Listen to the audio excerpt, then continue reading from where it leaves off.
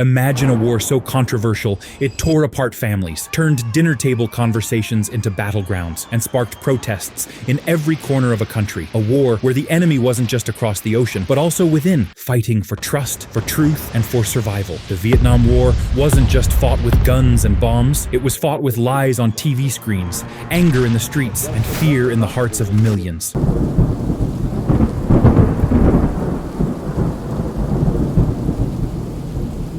Hello there, this video will break down the key events, politics, and the impact of the Vietnam War, from the jungles of Southeast Asia to the protests in America. We'll uncover how this war changed lives, governments, and the course of history forever. Let's dive in. Early days, how it all began. Before the Vietnam War became a global headline, Vietnam was a country fighting for its freedom. For nearly 100 years, it was a colony under French rule. But everything changed during World War II, when Japan took control. Once the war ended, Vietnam didn't want to go back to being ruled by France. That's when Ho Chi Minh, a leader inspired by both communism and independence, stepped in. In 1945, he declared Vietnam an independent country, but France wasn't ready to let go. This kicked off the First Indochina War, where Ho Chi Minh's forces, known as the Viet Minh, fought against French troops. In 1954, the French were defeated at the Battle of Dien Bien Phu, a huge victory for the Viet Minh. After this, Vietnam was split in two: Communist North Vietnam, led by Ho Chi Minh, and non-communist South Vietnam, backed by the US. But this division wasn't peaceful. The North wanted to unite the country under communism, while the South, with American support, wanted to stop them. This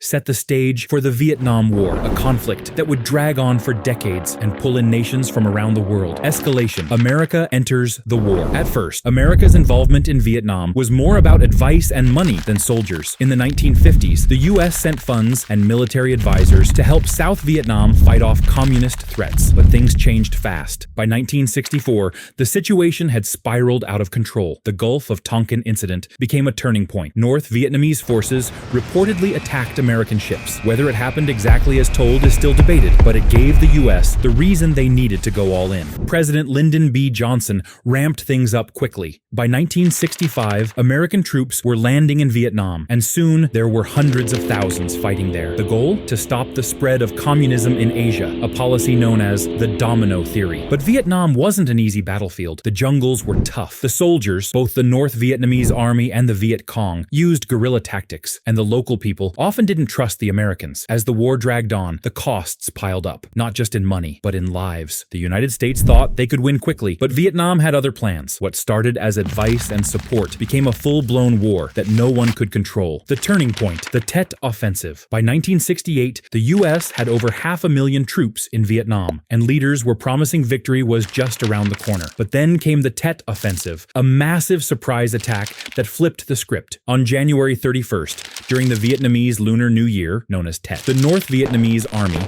and the Viet Cong launched attacks across South Vietnam. They hit cities, military bases, and even the US Embassy in Saigon. It was chaos. The Tet Offensive wasn't about winning battles. It was about sending a message. The North wanted to show they were far from defeated and could strike anywhere, anytime. US and South Vietnamese forces fought back hard and caused huge losses for the North. Out of 84,000 attackers, over half were killed, wounded, or captured. But the damage was already done, not on the battlefield, but in American living rooms. The Vietnam War was the first television war, and people saw the violence up close. The government had been saying the war was almost won, but the Tet Offensive made it clear that wasn't true. The US technically won the battles, but the public lost trust in their leaders. Protests against the war grew louder, and even President Johnson decided not to run for re-election. The Tet Offensive didn't end the war, but it showed that winning wasn't going to be easy or quick. Divided at home. Protests and politics. Back in the US, the war wasn't just a topic. It was tearing the country apart. Many Americans were against the war, and after the Tet Offensive, their voices got even louder. People saw the footage of soldiers dying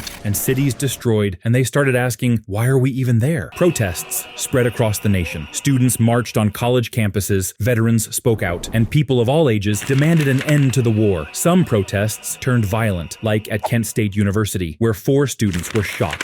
and killed by the National Guard. It wasn't just the streets, it was politics too. President Johnson, worn down by the war and the backlash, announced in 1968 that he wouldn't run for another term. Meanwhile, Robert Kennedy, who promised to end the war, was assassinated during his campaign. Richard Nixon eventually won the presidency by promising peace with honor. But even as he talked about ending the war, the fighting dragged on. The US started pulling troops out, but it wasn't fast enough for many. The Vietnam War wasn't just about battles overseas. It was a war at home too, a time when Americans were divided like never before, questioning their leaders and their country's role in the world. Nixon and Vietnamization. After taking office in 1969, President Nixon faced a tough job, ending a war most Americans didn't want anymore. But he couldn't just pack up and leave. Instead, he came up with a plan called Vietnamization. The idea was simple: train South Vietnamese troops to take over the fighting while slowly bringing American soldiers back home. Nixon wanted the war to look like a success, without the US doing all the heavy lifting. To make it work,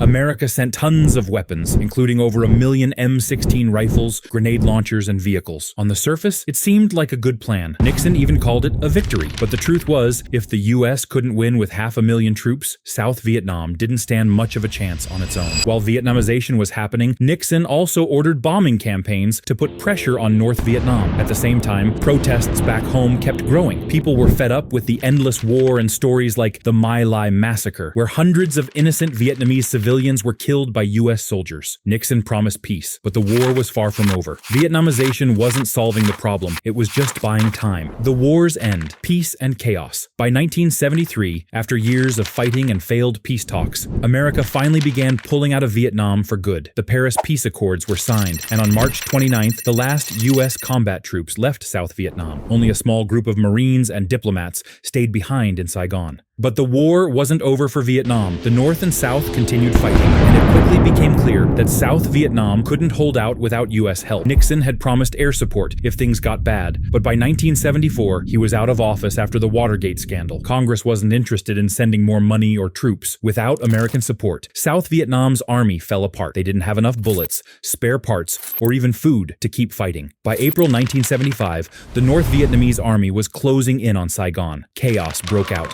as people tried to escape. Helicopters evacuated Americans and some South Vietnamese, but when the ships got full, they pushed helicopters into the ocean to make space. On April 30th, 1975, Saigon fell. The war was officially over. Vietnam was finally united, but at a huge cost. Millions of deaths, a broken country, and countless refugees. For America, the Vietnam War ended in humiliation, leaving scars that would last for generations. A war that changed everything. The Vietnam War didn't just change Vietnam, it changed the world.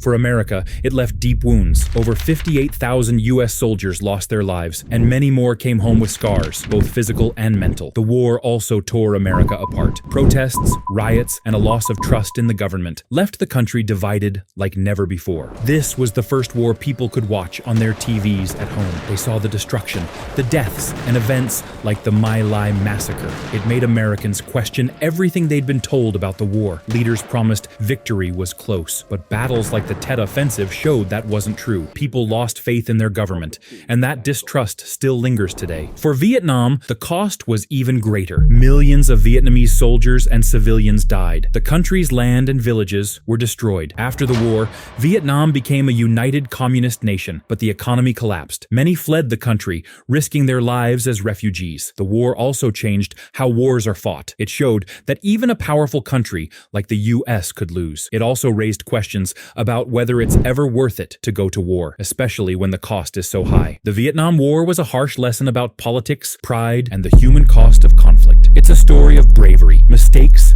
and consequences that will never be forgotten. If you found this video informative, hit that like button and subscribe for more stories about history that shaped our world. Let us know in the comments what topic you'd like us to cover next. See you in the next one.